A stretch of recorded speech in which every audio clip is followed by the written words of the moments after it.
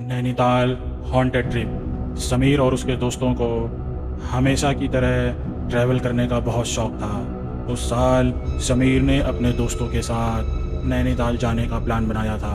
उसके दोस्त रवि और नबील अपनी बाइक निकाली और वो तीनों चल पड़े नैनीताल की रोड ट्रिप पर। और वो रोड ट्रिप उन्हें कितना बदलने वाली थी ये किसी को नहीं पता था।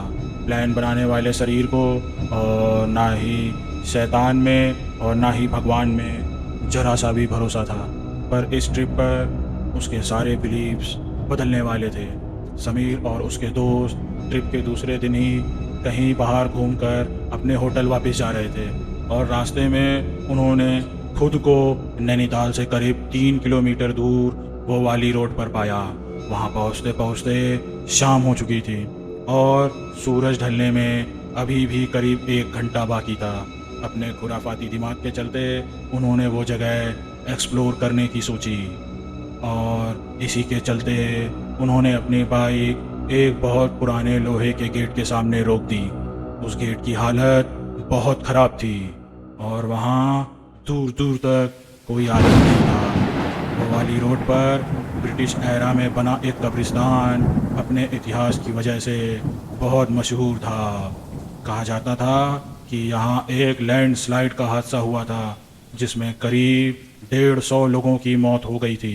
तब से ये जगह नैनीताल की सबसे हॉन्टेड जगह मानी जाती है। पर समीर और उसके दोस्त इन कहानियों को सुनने के बाद भी उस जगह को एक्सप्लोर करने के लिए अपनी बाइक से उतर गए और कब्रिस्तान के अंदर बिना कुछ सोचे चलने लगे। उन तीनों में से बस रवि ने इस कब्रिस्तान के बारे में कुछ पढ़ा हुआ था। जैसे ही उसने बाकी दोनों को उस कब्रिस्तान के किस्सों के बारे में बताया, वैसे ही उसके दोनों दोस्त उस कब्रिस्तान में देखने के लिए और भी ज़्यादा एक्साइटेड हो गए। अगले ही पल सब अपना दिमाग वहाँ की मिस्ट्रीज़ को सुलझाने में दौड़ाने लगे। वो बहुत ज़ोर ज़ोर से बोलने लगे और बेपरवाह होकर वहाँ रखी चीज़ों को हाथ लगाने लगे। वो मरे हुए लोगों का मजाक उड़ाने लगे। समीर और उसके दोस्त कब्रिस्तान में अपनी सेल्फीज़ लेने लगे और मस्ती मस्ती में वो लोग उस जगह का मजाक उड़ाने लगे। अनजाने में ये सब करते हुए उन्हें हल्का सा भी अंदाज़ा नहीं था कि इसका अंजाम कितना बुरा हो सकता था। एक आधा घंटा उस कब्रिस्तान में बिताकर तीनों ने वापस अपने होटल जाने का डिसाइड किया। वो अपनी बाइक स्टार्ट करके वापस रोड पर निकल पड़े। पर तभी उन्हें पहली बार कुछ अजीब लगा। उस 1 किलोमीटर की ड्राइव के बाद ही समीर और उसके दोस्तों को एक बहुत ही अजीब सी थकान होने लगी और उन्हें अपने पूरे शरीर में बहुत तेज़ दर्द महसूस होने लगा। वो दर्द धीरे धीरे और बढ़ने लगा, मानो उनके शरीर से कोई उनकी जान निकाल रहा हो। वो तीनों दर्द सहते सहते किसी तरह रोड पर अपनी आंखें टिकाए बस कोठरी की तरफ अपनी बाइक चला रहे थे। पर होटल रूम पहुंचते ही सबका सर जोर से घूमने लगा।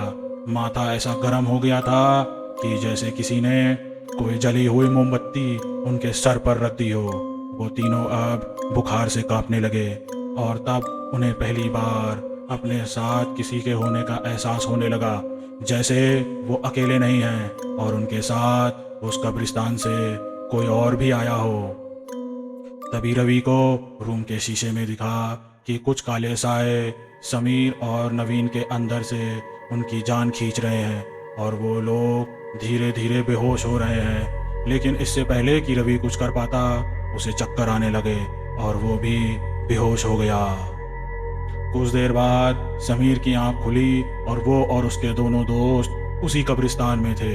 वो तीनों वहाँ से बाहर निकलने का रास्ता ढूंढ रहे थे, लेकिन बहुत देर तक भटकने के बाद भी उन तीनों को बाहर का रास्ता नहीं मिल रहा था। वो उसी कब्रिस्तान में कैद हो चुके थे। रात के अंधेरे में गलती से समीर ने अपना पैर एक कब्र पर रख दिया। उसने नीचे देखा तो वहाँ नवीन का नाम लिखा था। उसी के बगल में एक और कब्र थी, उस पर रवि का नाम था। जब उसने ध्यान से देखा तो तीसरी कब्र पर समीर लिखा था, उसका खुद का नाम लिखा था। ये देखकर उसका दिल जोर से धड़कने लगा। तभी समीर के पैरों पर कुछ लुढ़कता हुआ आकर लगा। जब समीर ने देखा तो वो रवि का कटा हुआ सर था। समीर की आंखें फटी की फटी रह गईं। उसने चिल्लाते हुए जैसे ही अपने दोस्त नवीन की ओर मुड़ के देखा तो नवीन की आंखें काली पड़ चुकी थी और वो समीर को गर्दन टेढ़ी करके घूरने लगा। इससे पहले कि समीर कुछ कर पाता, नवीन ने उसकी गर्दन पकड़कर उसे हवा में उठा लिया। इससे पहले समीर कुछ कर पाता, नवीन ने उसकी गर्दन पकड़कर उसे हवा में उठा लिया। समीर दर्द से छटपटाने लगा कि तभी रवि ने उसे बेहोशी की हालत से उठाया और वो तीनों अभी भी उसी होटल रूम में थे। और जो समीर ने देखा वो एक सपना था।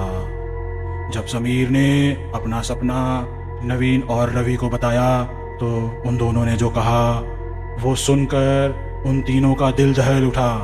रवि और नवीन ने समीर को बताया कि उन्होंने भी हूबहू वैसा ही सपना देखा है जैसा कि समीर ने देखा है। खौफ से कांपते हुए वो तीनों रिसेप्शन की तरफ भागे।